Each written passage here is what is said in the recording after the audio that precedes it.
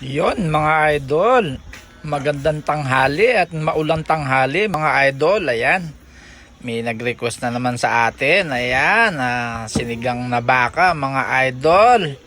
Ayan na ang ating mga recipes. At syempre, nagpaklo na ako sa pressure cooker ng mainit na tubig. At ayan, nilagyan natin na asin. At ayan, nilagay na natin yung baka mga idol. At sinunod natin yung gabi, pampalapot. At syempre, ang gintong kamatis mga idol. At ayan na siya, sobrang lambot na mga idol. Pwede na natin ilahok yung sibuyas mga idol. At syempre, ang sili. Ayan na rin ang talong mga idol.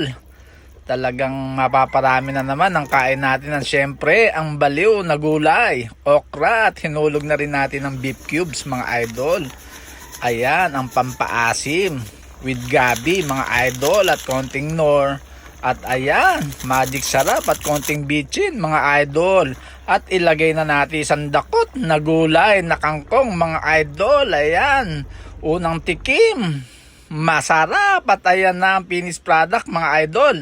Nilagyan natin ng papaya at syempre pangontra mga idol. Yan, kain po tayo mga idol sa isang maulang tanghali na naman mga idol.